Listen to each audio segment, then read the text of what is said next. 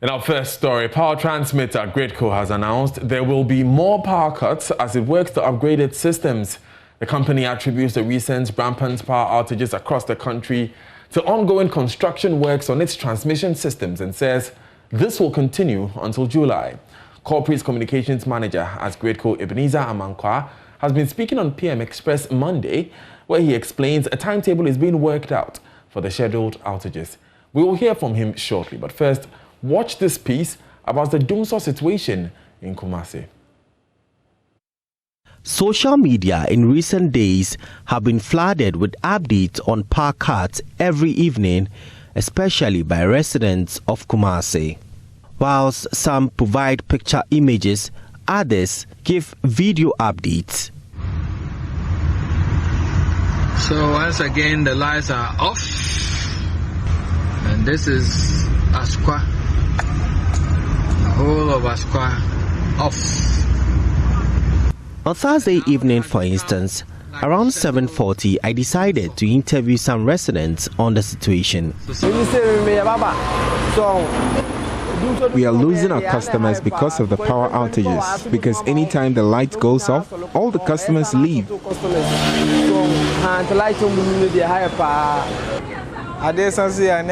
As soon as evening comes, we start to fear because our food items in the fridge could get spoiled. Our food items get spoiled when they are not refrigerated, and this is collapsing our business. So a few minutes after these interviews, then the obvious happened. It's pitch darkness here in Kumasi.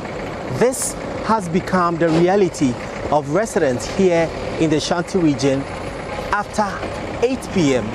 almost every day. This is Mama Theresa's shop at Topai.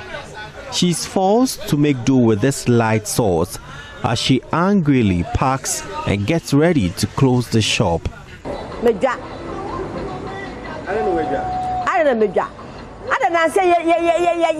It is now 8 p.m., but for the lights out, this is the time her business booms.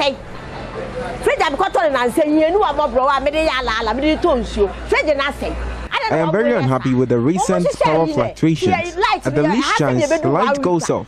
Now even the fridge I used to run my small business is spoiled.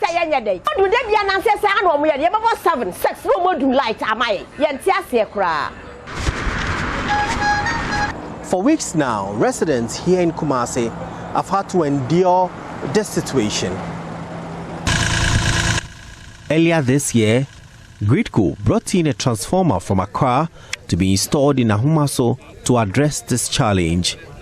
But that has had little impact, hence the resumption of work on the construction of an emergency response plan at Ejiso Krapa.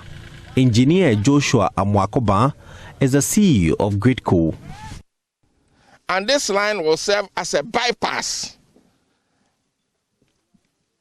to the north so that the power or the load will not pass through the main Kumasi substation, which gets overloaded, and then some of the feeders have to be tripped off. We are also going to install what we call the static VAR compensator to sustain the voltages in Kumasi. The Ameri plant in Takrady will be relocated to Kumasi during this same year. And when we finish this line, the phenomenon of the low voltages would minimize drastically to the extent that there wouldn't be no outages in Kumasi. Installation of the project is expected to reduce voltage loss that has resulted in power outages in the Ashanti region. Until the project is completed by August, the power problem will persist. Mr. Mwakoba has appealed to residents of Kumasi to be patient for a while. And in our estimation, this line will be completed end of June, middle of August, thereabouts. But until that, we will still have some, let me put it, skirmishes of power outages in Kumasi. So we want the people in Kumasi to bear with us. Contractors Keck International say it is the third part of a 330 kV 3-line installation from Kumasi to Bolgatanga. Prince Apia reporting. We can now hear from Corporate Communications Manager at GRIDCo, Ebenezer Amankwah. When you look across the value chain, there are key projects ongoing just to boost transmission accessibility, reliability, and also distribution. And these are projects that have required some outages to be conducted. The contractors are asking for some outages at some particular phases of the project in order to put them into the entire transmission line to ensure completion by the first half of this year. And so these are the areas where we are looking at a discussion with the key stakeholders like ECG and NETCO, so we can arrive at some appreciable timetable to communicate where there's a need for outages to happen to the affected areas in terms of duration and even timeline. Okay. But as we speak, I think the general situation is that there's enough generation that would meet demand, except that this inherent solved with the projects that are ongoing, aiming for a first half completion of this year. Okay, so if this is first quarter, you say the timeline is to finish all these upgrades by first quarter? No, first half, which is the second quarter. So by end of July, these key projects have been earmarked to be completed in order to ease the challenges that are causing some of the intermittent issues in the value chain.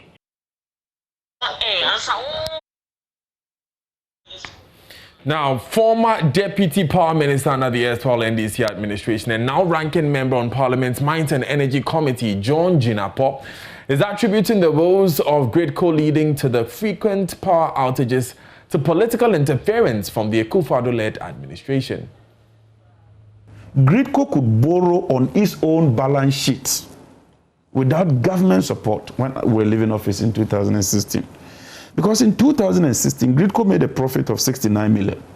So it means that they had turned around and they were now beginning. From 2016, 2017, they made a loss of 31 million. 2018, they skyrocketed to 114 million. And what do you attribute that to? Just a moment. It means that the losses increased by 267% in 1 year. Political influence, that's what I attribute it to. Because you make the claim that you are a sensitive government, you are reducing tariffs, the people are happy. Now 2 years, 3 years down the lane, you're having an erratic supply of power. People's refrigerators, air conditioners, and all kinds of gadgets are getting spoiled. So the little they would have saved on that, they are spending more today. Are you advocating for an increase in tariffs? I am not. I'm saying that let there be transparency. Let's take the politics off the management of the electricity sector. Now, on his part, Executive Director at the Africa Center for Energy Policy, ASEP Ben Boache, says much of the challenges of GRIDCo are financial, stressing that the company is financially stressed and unable to meet its commitments. We know that lack of investment into the transmission system is what is occasioning the trips that we are seeing today, and it's been beckoning for a while now.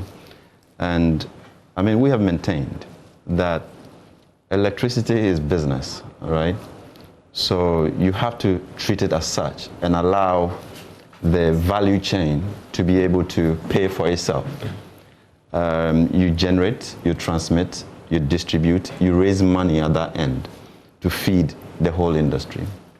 And for so long, we've been struggling to pull money from the distribution end to be able to pay for transmission and generation.